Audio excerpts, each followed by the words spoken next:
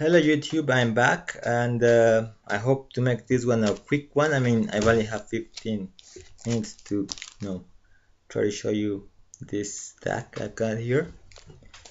And this video is actually very special for two reasons. First of all, I'm dedicating this video to the people that recently left because of all the bad stuff that's been going on. And well, let's try to keep it positive so we can counter out all the bad vibes. And secondly, it's specially dedicated to hippie collectibles because of the pickups I got this week. I bought two comics based on or inspired by a video or a series of videos he did some time ago showcasing a particular publisher, Valiant, and I got these comics. I'm saying around maybe 50 cents. I mean, I really got them very cheap. And I originally planned to get this on Free Comic Book Day, but no, the line was very long, and I had been standing in the hot sun for about 3 hours. 3 hours. So I thought, no, the day that I could make it, I could get them. I would, if I didn't have a lot of stuff to buy. And last week was this past week was the perfect time.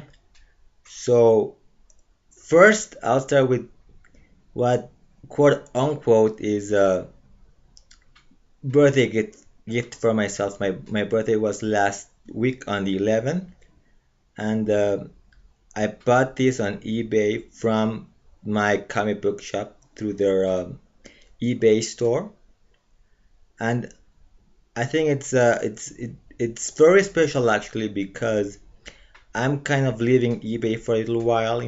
I've been spending quite a bit, and if I'm buying directly from my comic shop, through their eBay store, I'm just gonna go right down to their own web store. So I won't be buying anything from eBay for a while. Because we know, I mean, between the bidding wars that exist, the flimsy packaging that some sellers have, I'm just going to my comic shop. I'm spending time with them, buying from them through eBay. So I might as well just go to their store and buy from them directly. Anyways, this is my first Silver Age buy from my comic shop. I bought from other people, but this is my first buy. It's from 1969. It's Action Comics to 383, and this is the first part of a two-part story. The story is by Carrie Bates, the art by Kurt Swan and George Russo's. The backup is actually a Legion story, superhero story, written by E. Nelson Bridwell, who was at that time Mort Weisinger's assistant. He also became Julia Schwartz's assistant when he took over the Superman books. And he edited the 80-page Giants because he was an authority on DC's entire catalog. So he was the one that picked the stories for the 80-page Giants.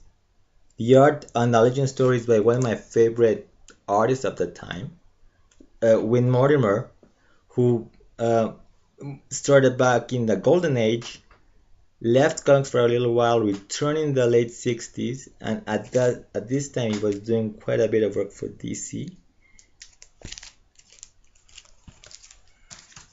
The next one up, and this, if anybody's been watching my videos knows that I've been collecting this title chronologically, and I've showed the previous issues. Now we have to the Direct New Adventures of Supergirl, or Supergirl Volume 2, Number 3. The cover is by Keith Giffen. This is issue number 3. Sorry for the glare.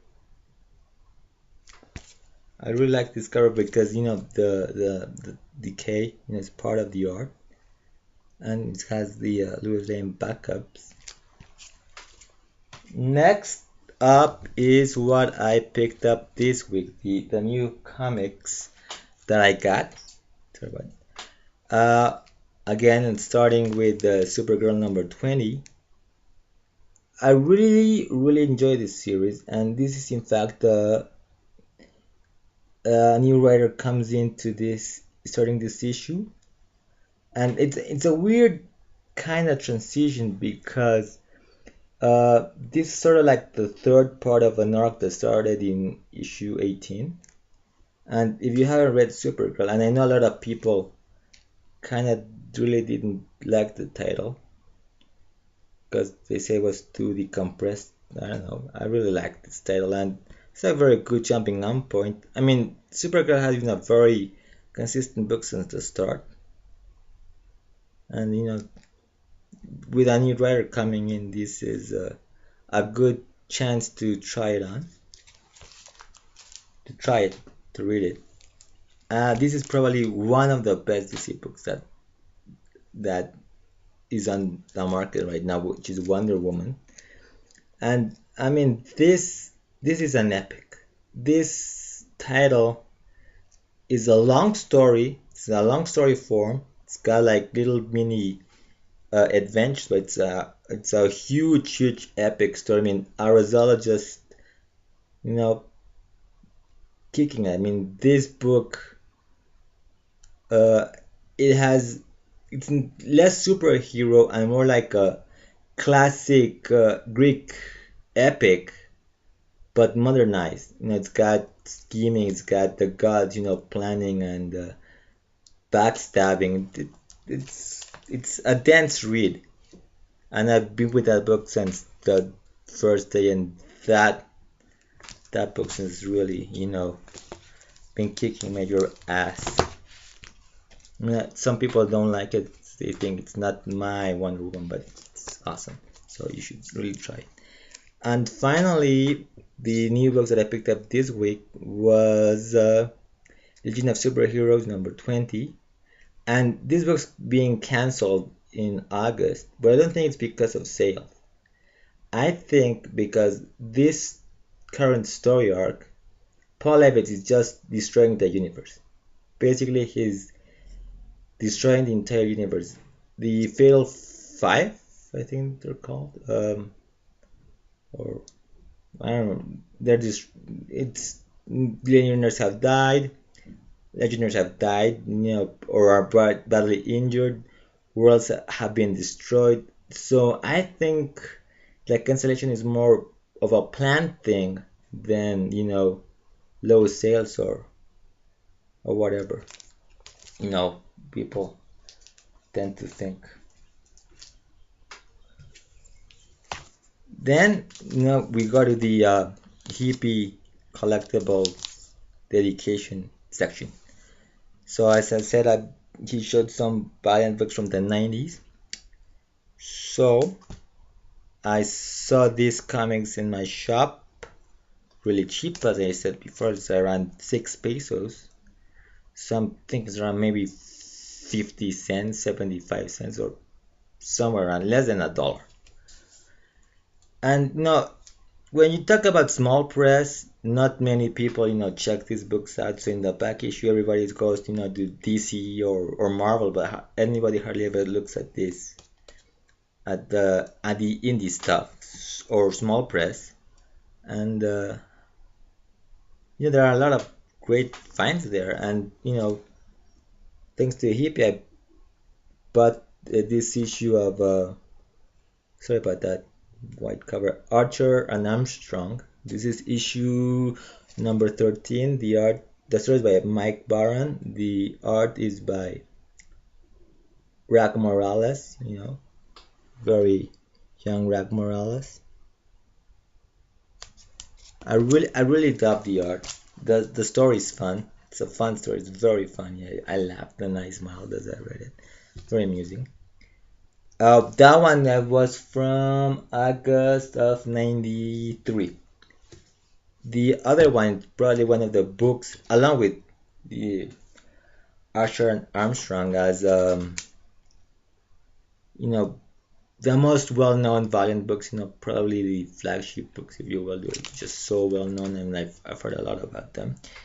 It's Harbinger. This is issue number 18. Sorry about the glare. Again, I love the art.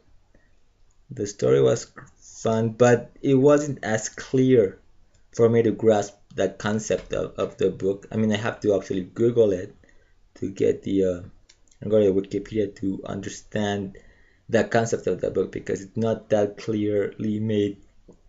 So if you were like a first-time reader, back in '83, I mean, you probably would have a little time to kind of understand who the characters are and what the concept of the book is. But I kind of got it just by reading it, but it took me a while to understand what the book was about.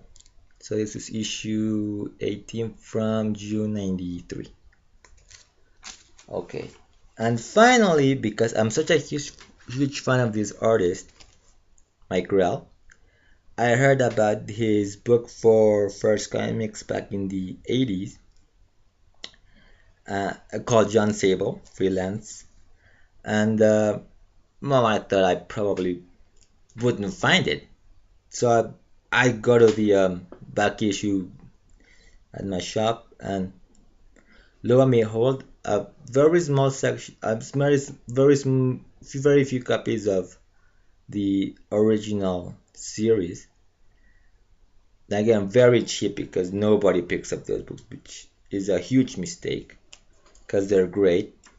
And so I picked up the earliest issue they had, which is number 10 from March 1984, cover date March 1984, of John Sable, Freelance. The art, I mean, look at the cover. I mean, it's a beautiful cover. The art is fantastic. I mean, it's Mike Grell, so he's all kinds of awesome. And well, I'm definitely gonna get the rest of the issues that are in my shop. Same goes for these two. I'm gonna get the rest of the issues that they've got there, because these books are fun. They were really great finds, and I really thank Hippy for showing those, doing that video, and recommending them. So that's it for now, and I'll leave you with these immortal words of keep smiling.